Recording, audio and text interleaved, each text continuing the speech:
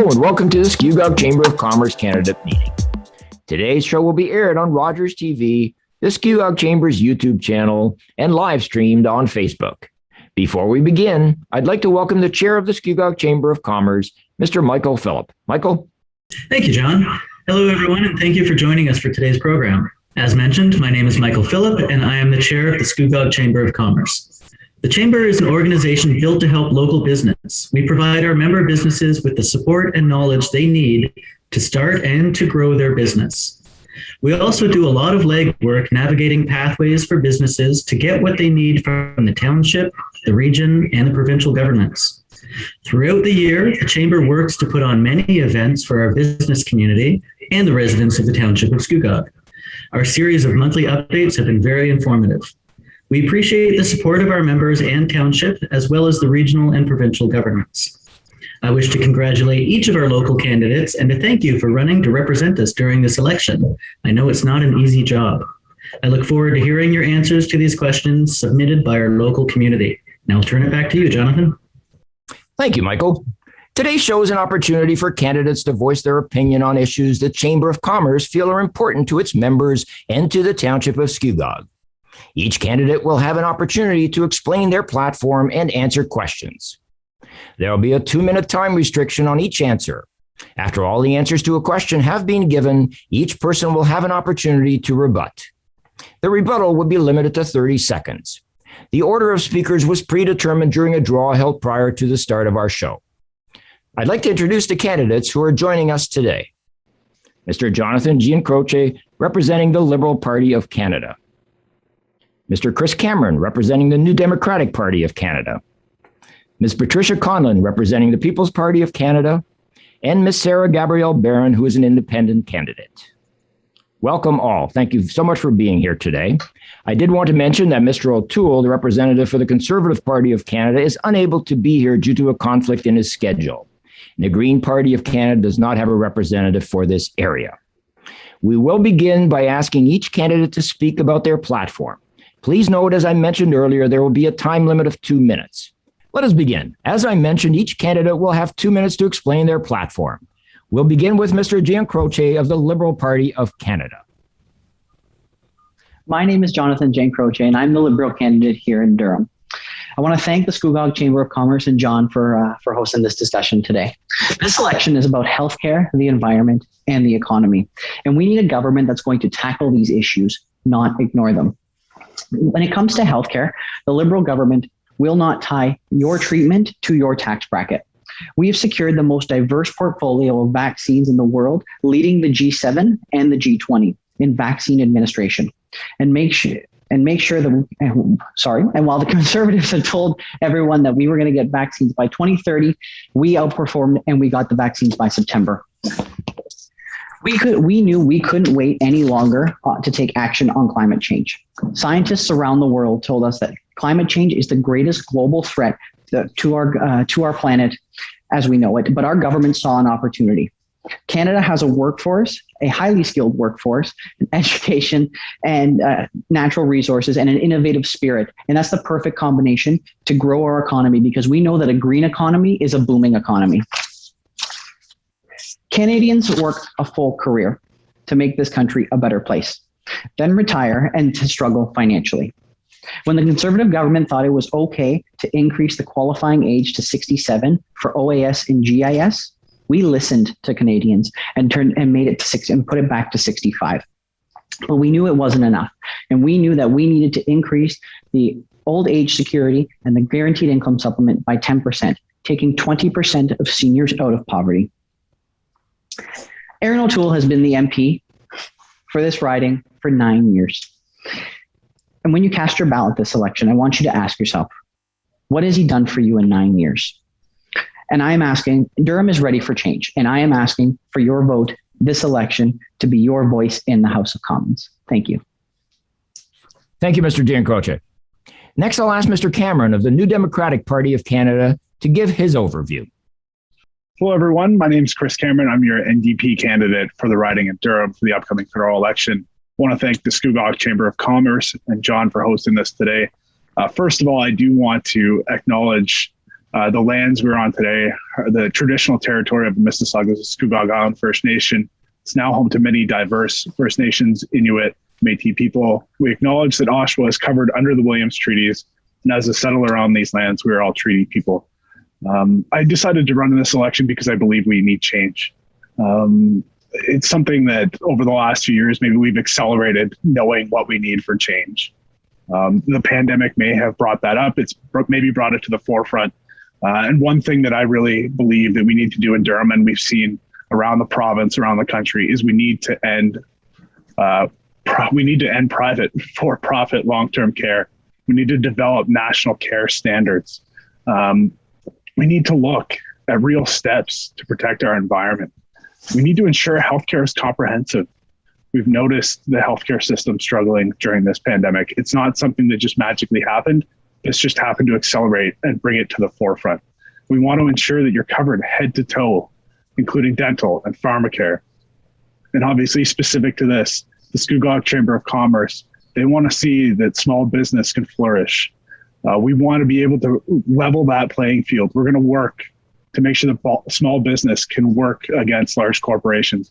We're going to start by rolling back corporate tax to 18% for all corporations. We're going to maintain that business tax rate at its current level. We're also going to look at housing. Housing in Durham is a very interesting state. I struggled buying my first home here as well.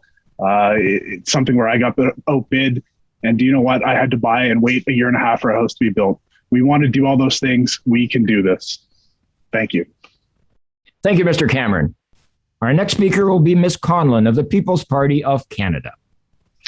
Thank you, Jonathan, and thank you to the Scugog Chamber of Commerce for hosting this event. My name is Patricia Conlon, and I'm the PPC candidate, People's Party of Canada for Durham, and very, very pleased to be here today and running in this critical election for our future.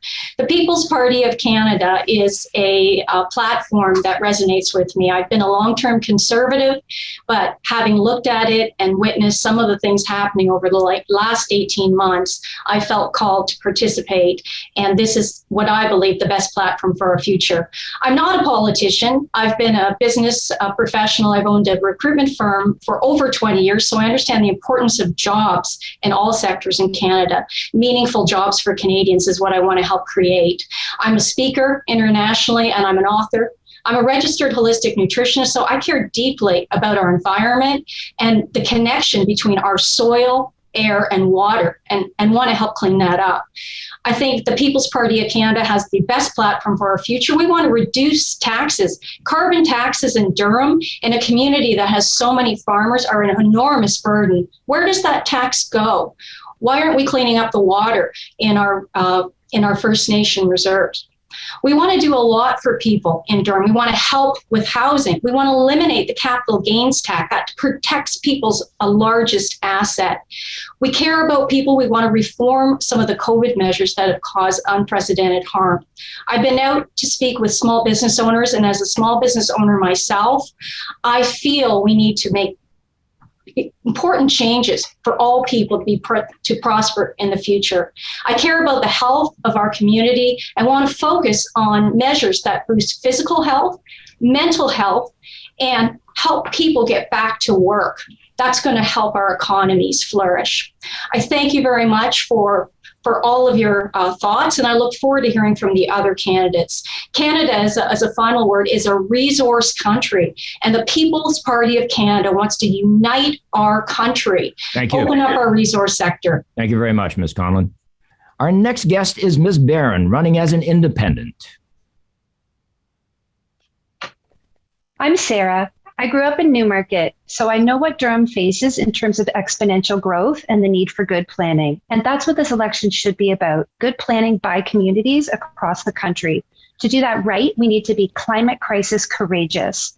Our G7 partners are meeting and exceeding their carbon cutting targets. Canada is so far behind, it's embarrassing. To catch up, we need to reduce our carbon footprint by 60% in 8.5 years. The good news is it's totally doable. By going hard with renewables and efficiencies. That kind of work puts dollars in the hands of small-scale workers, which will blossom our economy for decades to come. Aaron doesn't want to talk about that because he wants to keep profits in the hands of his friends in big oil. Erin's Way is an economic nightmare because Canada could be slapped with sanctions from our G7 partners.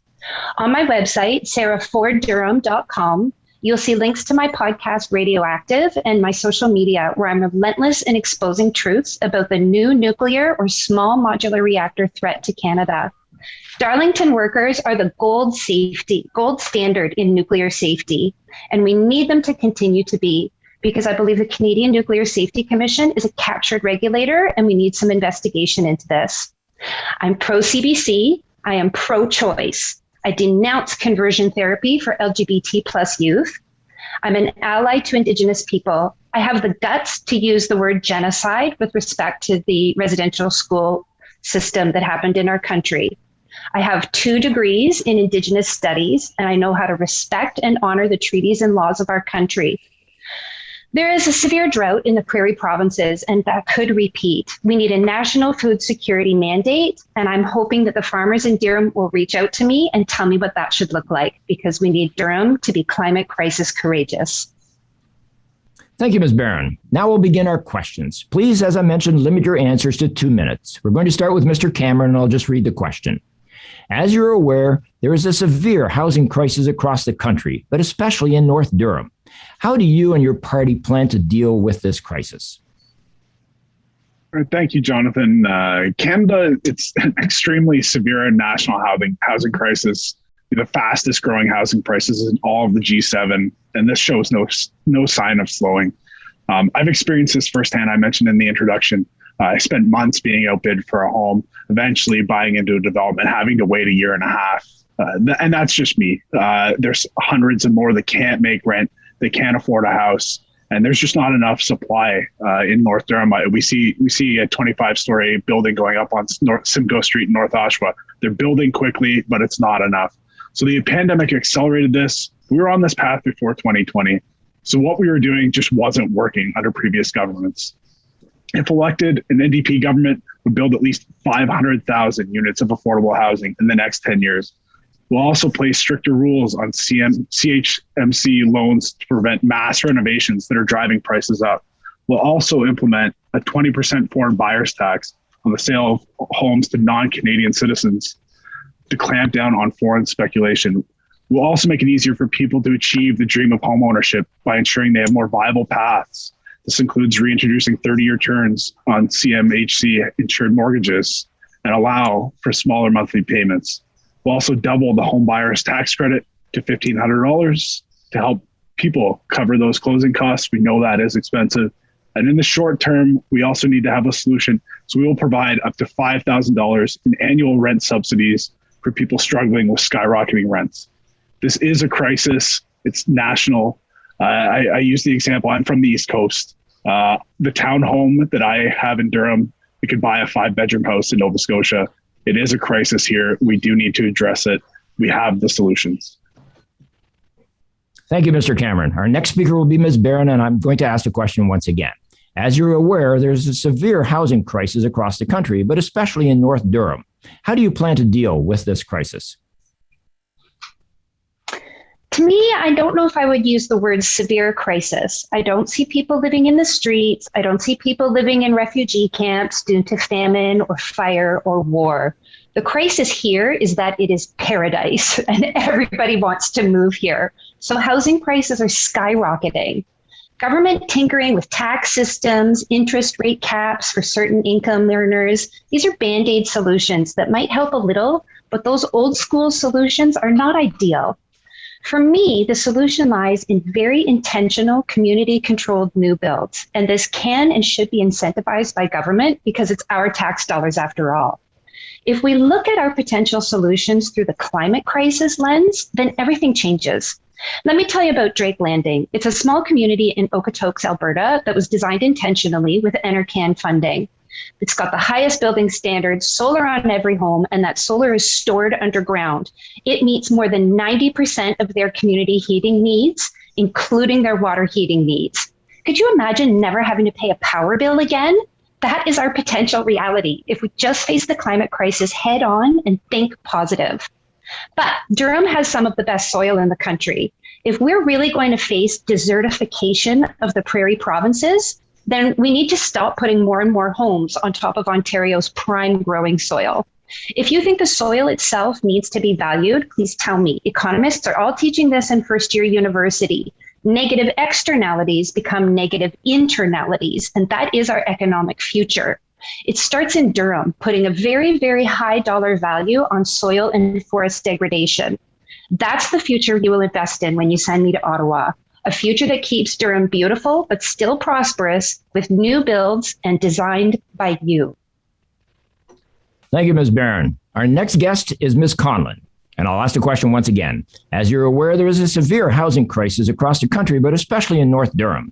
How do you and your party plan to deal with this crisis? Thank you, Jonathan. The People's Party of Canada understands this problem and wants to take action for all Canadians. There's some really great initiatives that I love. I've heard from young people and older people alike. Everybody throughout Canada has to face this problem. What the People's Party of Canada wants to do is reduce inflation, eliminate it. That way we'll have more money in our pockets to save and put towards homes. This will also reduce the cost of materials that are going up in unbelievable rate for building homes, lumber, etc. And we also want to reduce the red tape between provinces so that we can transport materials across Canada to help build homes. We want to keep the interest rates low, and that's going to help buyers with those monthly payments as well. And a huge initiative, a massive initiative by the People's Party of Canada is we want to eliminate the capital gains tax. Instead of offering these little tax incentives up front, we want to protect the primary asset of Canadians. And this is a huge advantage for their savings and retirement and passing it along to others in their family. We have a lot of great ideas, and I agree that protecting our soil and our farming community is foundational, but there's new technologies for building energy efficient homes using 3D designs or modular homes even. Incredible communities in Europe that we can follow standards from that are energy efficient and that also are affordable for young people. Cooperative homing, duplexes, all of these solutions could work very well for Durham, but we need to have the money savings for our Canadians so they can afford homes. We also want to limit foreign ownership and speculation. I grew up in an incredible neighborhood where there was a great sense of community. When I left, there were a number of homes bought by foreign owners that were left empty. I would propose a vacancy tax as well on that. We need thriving communities that care about each other. And that means buying a home and living in it. So People's Party of Canada has some incredible ideas that will help people afford homes. We also will potentially cap immigration so that we're looking after existing Canadians. I'm going to have to stop you there. Ms. Conlon, I'm going to have to stop you there in fairness to everyone else. Thank you very much for your answer. Next, I'll ask Mr. Dean Croce to address the same question, which is, as you're aware, there's a severe housing crisis across the country, but especially in North Durham. How do you plan to deal with this crisis? So let me be clear. All Canadians deserve a safe and affordable place that they can call home. And many, like myself, see home ownership as an entry into the middle class. Since 2015, we have taken action to combat the housing crisis by the first-time home buyers program. And these are not Band-Aid solutions. These are real action that we're taking to help first-time home buyers. But we know that there's a lot more to do. And that's why I'm actually really excited about our Liberal plan, because we're going to unlock home ownership. We're going to build and repair 1.4 million homes across Canada, which is going to open a ton of opportunity and a ton of supply. The second thing we're going to do is we're going to protect your rights. We're going to introduce a homeowner's bill of rights that's going to protect your rights from the process and make the process of buying a home fairer and more transparent. And the last thing we're going to do, and it's something that I'm really excited about, is getting into the homeowners market, is we're going to create a tax-free home buyer's account. Essentially what that is, it's a tax-free, similar to a tax-free savings account, but every dollar that you earn and that you put into that savings program is going to go towards purchasing your first home. And these are all exciting things that we're going to do. And this is what a re-elected Liberal government is going to do. And it's going to help a lot with the development in Scugog and opening up the supply. As we've seen, as I've heard it at the doors, we see a lot more new developments in the Scugog area, not just in Scugogville, but in North Oshawa, Curtis, and Bowmanville. And these are things that we are going to do to make sure that we take action, and fast action, not a Band-Aid solution, against the housing crisis and opening up the supply. Thank you, Mr. Dean Croce. We'll now give each candidate 30 seconds to rebut. We'll start with Mr. Cameron. I'd just like to say that, like I said, this is something that, while we are putting some plans in place, past governments haven't addressed this before it really got out of hand and before it became a problem. So we really do want to put some of these things in place, like that 30-year terms. We talk about all these things that we, like I said, Jonathan said, they're going to try and do these things, but their government has had that opportunity in the past. We really do want to talk about some of these new solutions the NDP is proposing. They've had the opportunity before. We're in an election right now that, we could be doing this in 2 more years, but we're doing it now. They had the opportunity. Thank you, Mr. Cameron. Next, I'll ask Ms. Barron to speak. Patricia, you can't just wish inflation away. With the climate crisis, it is going to get worse, whether we like it or not. Interest rates are already very low. And, you can't just, if you're going to eliminate the capital gains tax so that the rich just keep getting richer, please tell Canadians where that revenue is going to come from that you're eliminating. As for the Liberals and all of them, what type of homes are you building? This is a climate crisis. We need to reduce our carbon footprint by 60%. Thank you, Ms. Barron. Our next guest is Ms. Conlon. Thank you very much. The Liberals and the NDP and the Conservatives have come up with fancy tax schemes that may help a little bit, but the foundation of the PPC party is protecting your primary asset.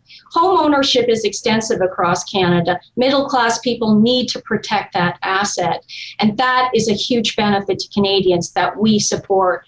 The supply chain is at risk here. Prices are going up. Inflation is a huge issue. We're going to tackle that to keep material costs low. We're going to limit some of the things that are critical for home ownership on the PPC platform.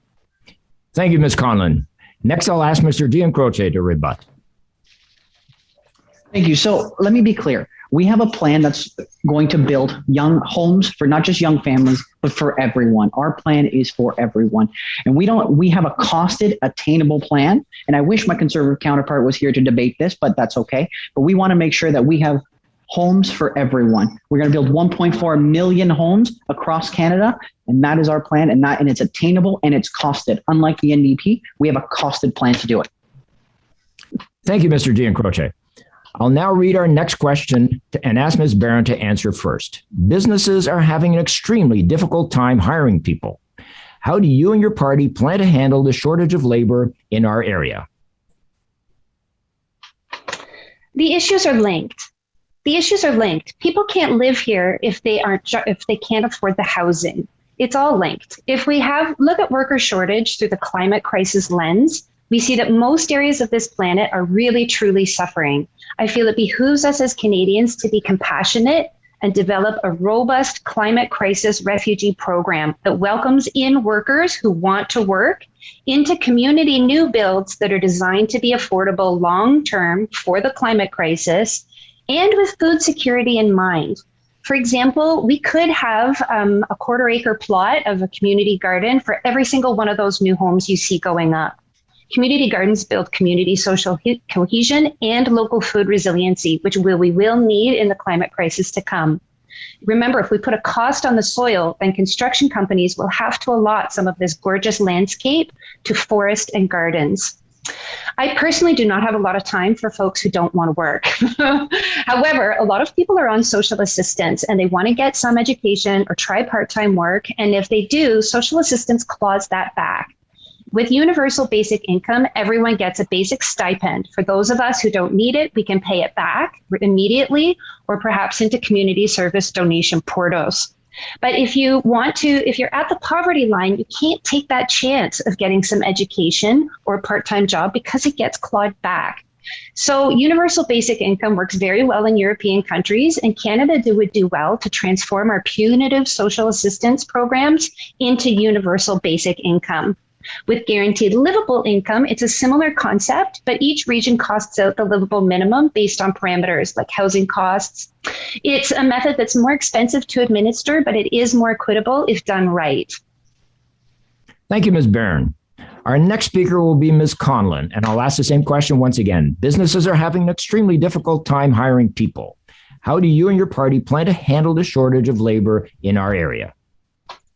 Thank you. This is a topic that's near and dear to my heart. I've run an employment agency for over 20 years. I've seen people across Canada, people who come from other countries, fled other countries because of the tyranny, come to Canada to make a better life. Meaningful work is foundational to our platform in recovery. The biggest issue facing recovery is the authoritarian policies that the current government, supported by the other governments, have implemented. Lockdowns have failed and caused unprecedented harm, suicide, drug addiction, missed cancer treatments, you name it, it's going on. Some of our citizens here will go bankrupt if there's another lockdown. Measures like mandates and passports, this is medical apartheid going on, and it's affecting our ability to hire and retain people. We have to overhaul these policies. They aren't working and they're harmful. We need medical choice. Freedom of choice in Canada, it's foundational. And people, I get hundreds of emails a day on this topic, and it just breaks my heart. This is wrong in Canada, and we need to address, this is the foundational issue for employment. If we can stop that, the People's Party of Canada will stop these harmful mandates, incorporate training for companies, skilled immigrants, and help people with the mental and physical health issues that have occurred during the last 18 months. I personally train in resilience, and I think we need robust programs to help with stress management for people so they feel motivated to go back to work. I know people want to work, and a meaningful job is foundational to our recovery. Opening up all the sectors, our resource sector, manufacturing, and creating meaningful jobs. Thank you.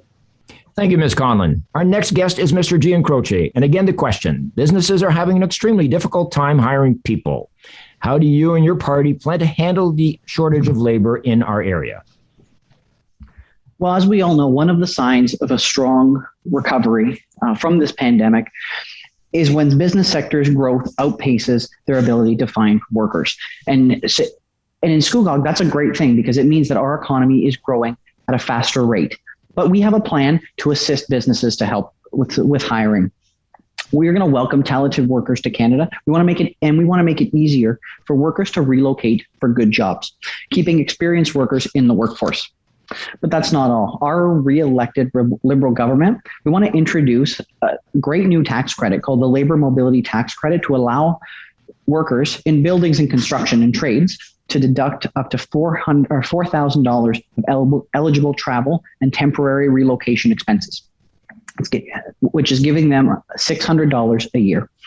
And one of the other things that we want to do that I'm really excited about in regards to the agricultural industry, because the agricultural industry in our riding is also looking for labor as well. We want to develop the agriculture-specific labor strategy, and we want to work with employers, farmers, and unions to address this labor shortage. And one of the last things we want to do is we want to continue to deliver $80 million in investment into workers for green jobs. We were there for businesses throughout the pandemic with the Canada with the wage subsidy and the Canada Business Account, which gave $60,000 partially forgiven and interest-free to businesses. And we want to make sure that we continue to be there for businesses when they need us most. That is our plan, and we're going to continue on that path forward for everyone. Thank you, Mr. Giancroce. Next, I'll ask Mr. Cameron to address the same question, which is businesses are having an extremely difficult time hiring people. How do you and your party plan to handle the shortage of labor in our area? So obviously, there's numerous sectors that are affected by this. But we want to start off, some businesses are having a hard time hiring skilled labor, especially in the tech industry. So in order to address this aspect, an NDP government is strongly committed to removing the barriers to education and training that many people still face. But by making it easier for more people to access the skills training they need, we can address this skill gap in our economy and get people back to work. And a big part of this economy here in Scugog, many small businesses are in the restaurant and retail sectors. They're also having a hard time finding new staff or keeping existing staff. As work in these sectors, it's become increasingly unstable. Obviously lockdowns and back and forth, not knowing if they're able to work or be open. The cost of living has also climbed. These industries have had an increasingly difficult time finding employees. In order to ensure these businesses have the support they need then NDP government would ensure the small business rent and wage subsidies continue until small businesses are able to fully open. We also want to put in place a long-term hiring bonus by paying the employer portion of EI and CPP for new or rehired staff. Our commitment to universal pharmacare, it's not only going to bring small businesses a $600 value per employee per year, it will also help the wages small businesses pay go further and allow them to provide additional security for their employees. And finally, a big thing for small business is when it comes to credit card merchant fees. Many small businesses are paying 3-4%, sometimes more. We're going to cap that at 1% to prevent small businesses from being gouged and help them compete with larger corporations. Thank you very much, Mr. Cameron. Now we'll give each candidate 30 seconds to rebut, starting with Ms. Barron. If Aaron O'Toole had the guts to be here with us today, he would try to buy your vote, telling you that you could have 50% off on your burger on Wednesdays. All of these other plans are good, but again, it's tinkering. None of them are talking about the climate crisis. If we have jobs that work on efficiencies and renewables now, then that gets all of us back to work. And also, don't believe the hype. They are lying to you. When they talk about green jobs, instead of spending money on renewables and efficiencies that are available now, they're diverting money into these dangerous experiments called small modular reactors. Thank you, Ms. Barron. Next, I'll ask Ms. Conlon to speak. Thank you. The PPC Party of Canada has the only truly conservative platform. Where is Aaron O'Toole, leader of the Conservative Party, to support his riding with this critical issue of jobs? The foundational problem are the authoritarian measures around COVID that need to be overhauled, and we need to open up for everybody. Eliminate the lockdowns, passports, and mandates. That's going to free up people to make the right choices with hiring and retain talent in our sector. We're going to support business in every way. Thank you, Ms. Conlon. Our next guest is Mr. Giancroce. We as a government have the backs of our businesses. We always have. A re-elected Liberal government is still going to have the backs of our businesses. We were there through the pandemic, and we're going to be there on the way out of the pandemic. My competitors will tell you that they have plans to help us, but realistically, we're the only party that has a costed, well thought out plan to rebuild our economy and rebuild our small businesses. They are the backbone of our economy, and we need to be there to support them. Thank you, Mr. Giancroce. Next, I'll ask Mr. Cameron to rebut.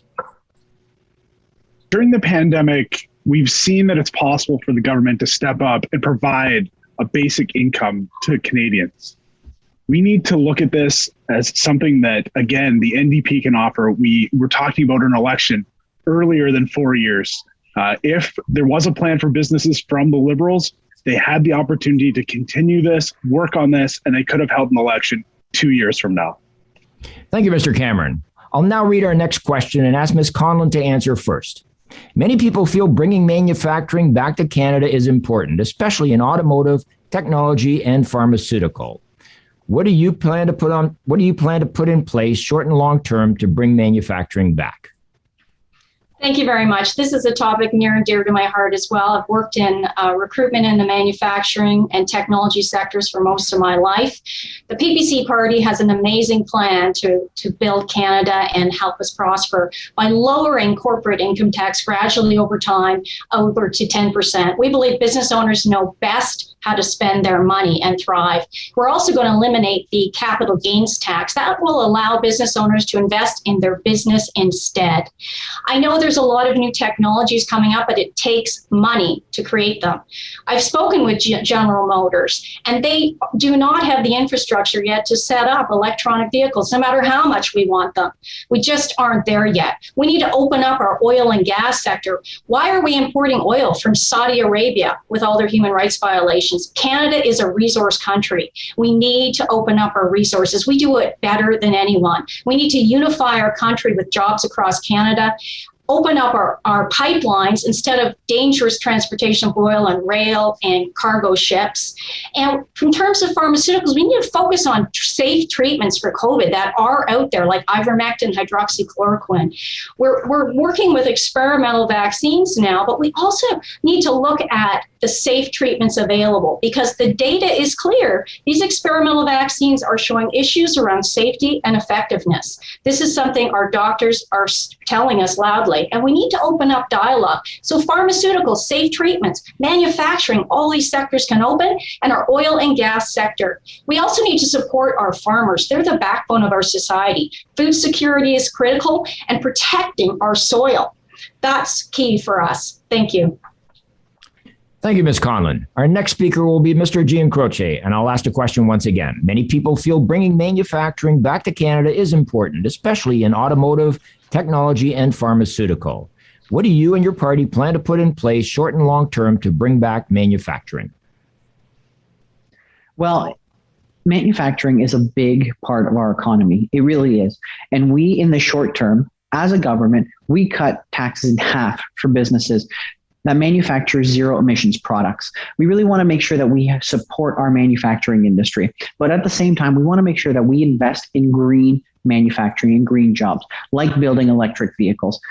So that's why we're going to increase the supply chain and help the motor vehicle companies build electric batteries for their cars. That's a big issue. And we need to make sure that we are there for the manufacturing industry and to protect the jobs. Meanwhile, while we're focusing and investing in the manufacturing and green sector, the Conservatives want to freeze our economy and not move forward. We have a plan to move forward. We want to invest in our manufacturing industry and invest in green jobs because a green economy is a booming economy. We know that. The Conservatives don't, and we need to make sure that we move forward, not backward. Thank you, Mr. Giancroce. Our next guest is Mr. Cameron. Again, the question. Many people feel bringing manufacturing back to Canada is important, especially in the automotive industry, in technology, and the pharmaceutical industry. What do you plan to put in place short and long term to bring manufacturing back? This pandemic has shown how critical domestic manufacturing is. Unfortunately, many of these industries are on the decline, but to help to make sure that we are not without the capacity to manufacture critical goods again in the future, we're going to develop a comprehensive industrial strategy to expand critical domestic manufacturing capacity and supply chain infrastructure for industries such as auto, construction materials, shipbuilding, pharmaceuticals, and PPE. Obviously, Oshawa, we always say a GM town. It's something I know that many residents in Durham were deeply affected by when GM closed. The recent commitment to reopen parts of the plant, that's a great sign, but it was also a wake-up call on how dire the need is for a comprehensive plan for the auto sector. That is why the NDP will urgently convene an auto summit meeting with provincial, municipal, industry, and labor leaders to develop a national automotive strategy. We'd also like to restore the Automotive Innovation Fund and make contributions to automakers tax-free to help secure the next generation production capacity. We talk about electric vehicles, we can do that right here at home.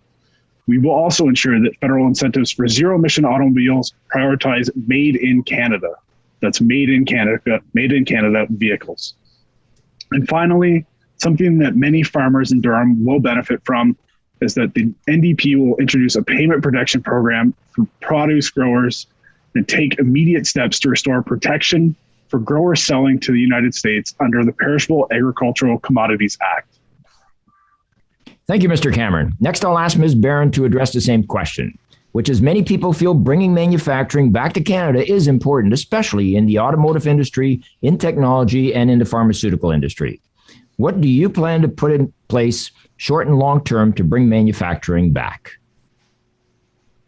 If we look at manufacturing through a climate crisis lens, again, everything changes. Retrofitting every home and having the highest standards on all new builds puts money in the hands of small-scale workers. This is a giant project, 60% in the next 8.5 years. This is going to blossom our economy.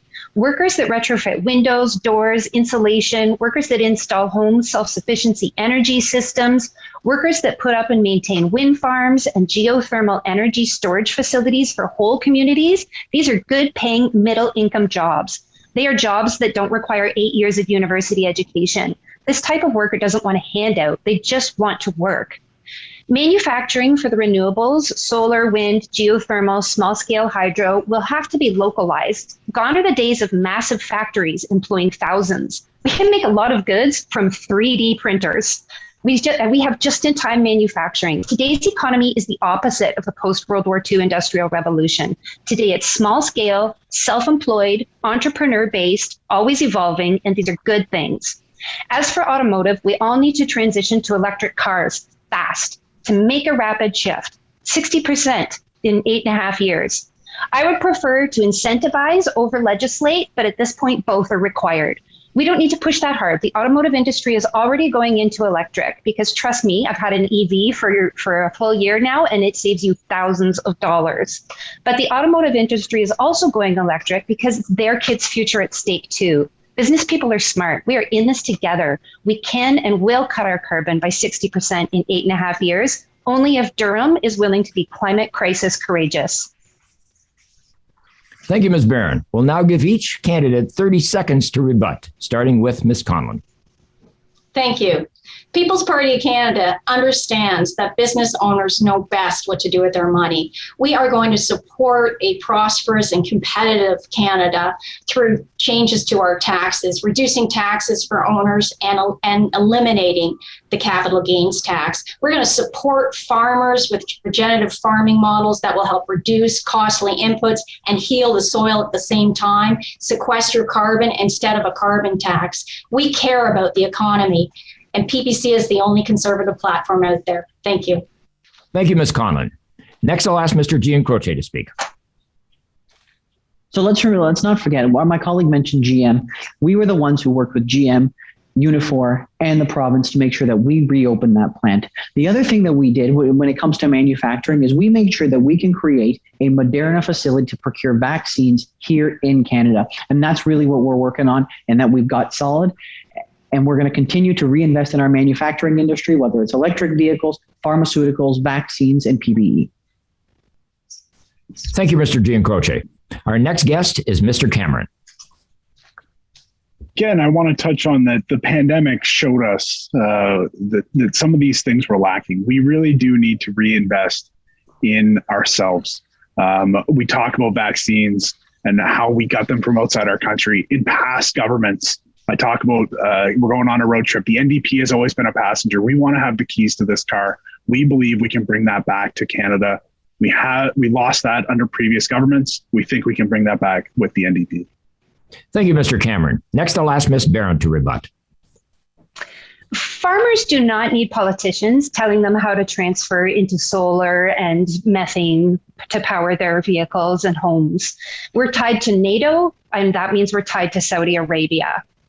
And don't believe the hype. The other parties have labeled small modular nuclear reactor dangerous experiments as clean and green. So instead of spending money on retrofits, on renewables that are available now, they'll be spending money on their rich friends in these dangerous, dirty distractions. Thank you to all our candidates for answering the Chamber's questions. We'll now ask each one of them to take 2.5 minutes and summarize their position, starting with Mr. Giancroce. Thank you. Canada's road to recovery starts at the kitchen table. It's where we meet our loved ones to discuss what's important to us. And that's why our plan is start by working with Canadians to get a roof over their head. But recovery doesn't end there. It continues to the front doors of small businesses, our farms, and our workplaces. It's because of this that we understand this and that we have included increased funding for green technology in our platform. It's a strategy that's helped fill the voids in our economy with the best and brightest, and that includes parents that are right now.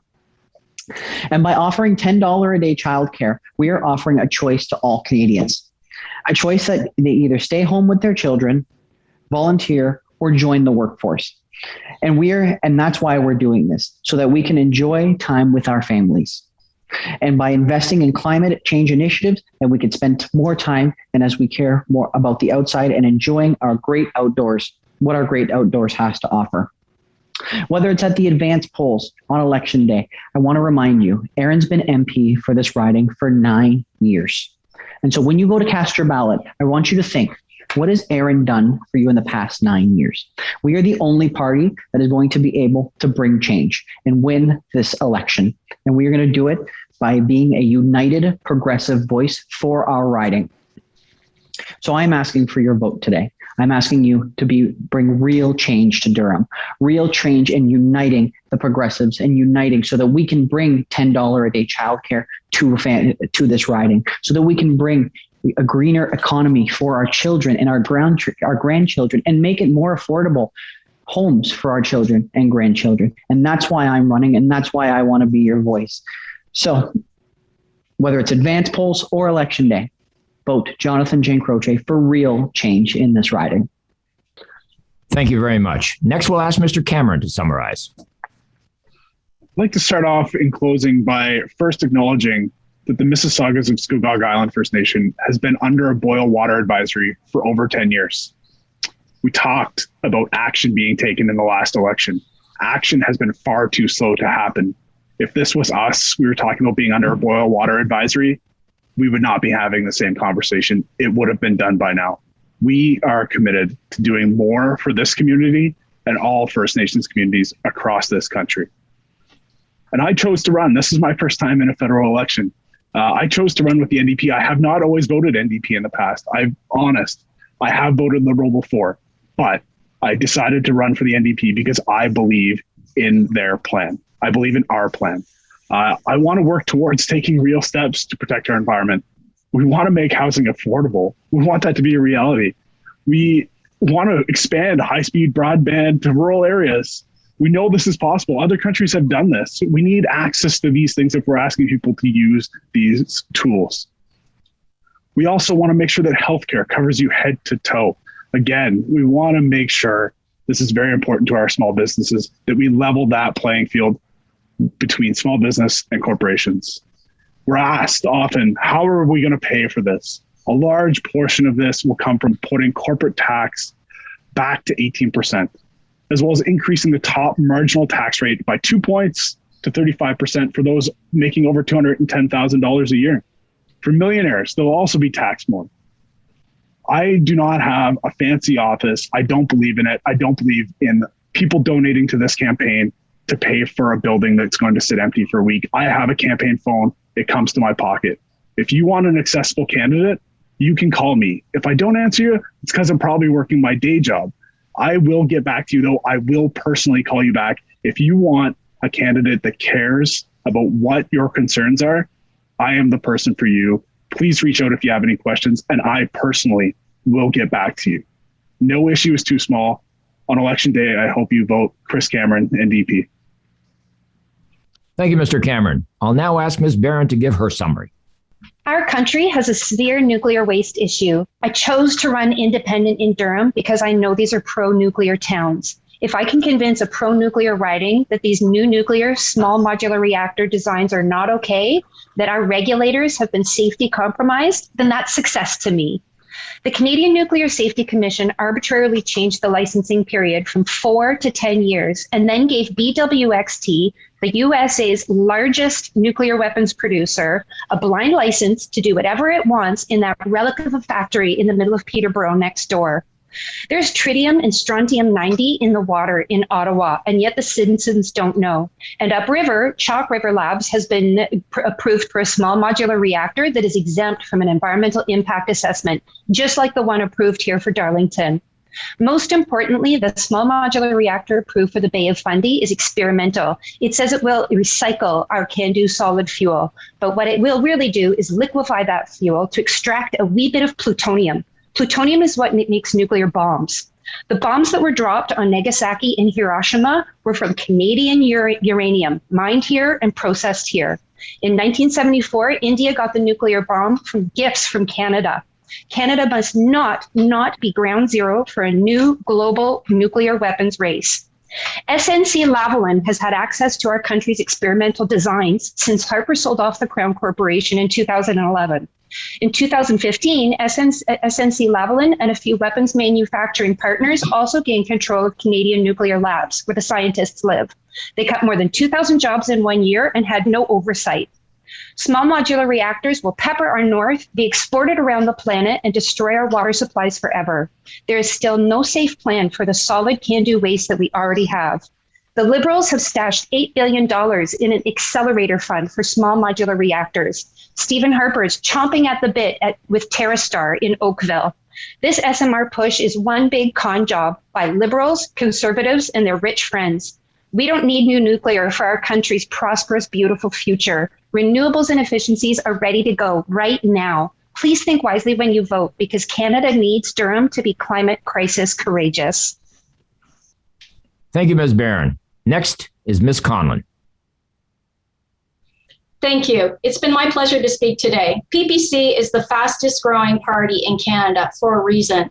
We care about people. We have the values of freedom, fairness, responsibility, and respect. We respect our First Nation and want to build fair partnership. I've reached out many times in Durham to honor and speak with them. I know how important this election is. Our freedom is at stake. That's the most important foundation of any democracy. And Benjamin Franklin said it best: any society that will give up a little liberty to gain a little security will deserve neither and lose both. PPC is the only party that's spoken up against these harmful and oppressive mandates that have failed conclusively and scientifically for the last 18 months and have caused great harm. We've spoken out against censorship. Doctors and scientists in Canada are not allowed to speak the truth about what's happening with COVID policies, and this is wrong. We defend our Constitution, and we are the only party that does that. At the same time, we have the only truly conservative platform. We are looking to build prosperity in Canada and unify our country, open up our valuable, rich resource sector, and make Canadians happy again, focus on mental health and well-being, and focus on our prosperity. We oppose the carbon tax. People are already overburdened with taxes. And where does that money go? We want to clean up our air, soil, and water. This is critical and foundational to our health. And we'll do that with regenerative farming policies, putting regulations on some of these very toxic chemicals that are impacting our human health enormously, instead of climate alarmism. We have practical, common sense measures that put Canada first. We're the only party that represents Canada's sovereignty. God bless Canada. I'm proud to be a Canadian, and we need to hang our flag, put it back up high. We need to face the injustices of the past, but we need to understand that Canadians are kind, tolerant people. These divisive policies have no place. I love being a Canadian. I love living in Durham. I will do everything I can to support this community. My website is patriciaconlon.ca. Reach out to me anytime. Follow me on social media. Tell me what your concerns are, and I will do my very best for each and every one of you to help you live a healthy and happy, prosperous life. Thank you. Thank you, Ms. Conlon. And we have one final clip from our Conservative representative, Mr. Aaron O'Toole. Hi. I'm Aaron O'Toole, and I'm running for re-election as your Member of Parliament in Durham. I'm also the leader of the Conservative Party of Canada, and I'm running to be your Prime Minister, to fight for you and your family. It's amazing to think that a kid from Port Perry in Bowmanville is standing before Canadians asking for their trust to be Prime Minister. I think Canada's best days are ahead of us, but like you, I'm worried about the future, whether it's tackling the rising cost of living, housing affordability in the Durham region, gridlock, or hospital wait times. I believe it's time we had a Prime Minister who understands the challenges and opportunities 905 families face, someone who's going to fight for the Durham region and for all of Canada. Only Canada's Conservatives have a plan to get Canada's economy back on track and to secure the future for all Canadian families. With our Canada's Recovery Plan, we will recover the 1 million jobs we lost during the pandemic within 1 year. We will build 1 million homes over 3 years, and we will stop foreign buyers from driving up costs. We'll lower grocery bills and cell phone bills along with gas bills through more competition. We'll make historic multi-billion-dollar investments in our public healthcare system that we've all relied on through this pandemic. And locally, we'll support all-day, two-way GO rail service every 15 minutes on the Lakeshore East Line, a line I used to take when I commuted into the city. It's time that Durham had someone that's going to fight for you and your family. I'd ask you, help us to secure the future. Vote Conservative. Thank you very much, Mr. O'Toole. Thank you all very much for your candid responses and informative answers. I'd like to ask Michael Phillip from the Chamber of Commerce to say a few words. Michael? Thank you again, Jonathan, and thanks to each of our candidates for showing up and describing their platforms, ideas, and plans for our country's future. It can be hard to get your ideas across in a format such as this, and we appreciate you joining us today to answer some of our questions. I know it is difficult to represent your community and impossible to please everyone. We trust you will each do your best. Next month, the Chamber will be hosting another virtual update for our local businesses, and we will be providing information regarding that soon. We're also underway organizing the Port Perry Santa Claus Parade again this year, and you'll be hearing more about that very soon. I'd like to invite any business owner who's not currently a member to inquire with us how you can join to get access to the many supports we have available. It is important to be active in your local community and to support each other at all times. To quote my friend Jonathan here, community involvement is a great thing. This is important both at a business level and simply as people helping people. The Chamber of Commerce is here to support our members and our community. Thank you again.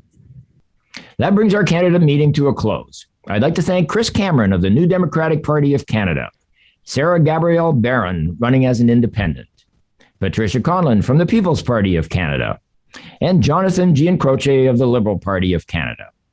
Thank you all for taking the time today to be part of the Scugog Chamber of Commerce candidate meeting, and all the best on Election Day. And thank you for joining us today. This show will be aired on Rogers TV and the Chamber's YouTube channel. I'm Jonathan Van Bilsen, and remember, September 20th is your chance to make a difference.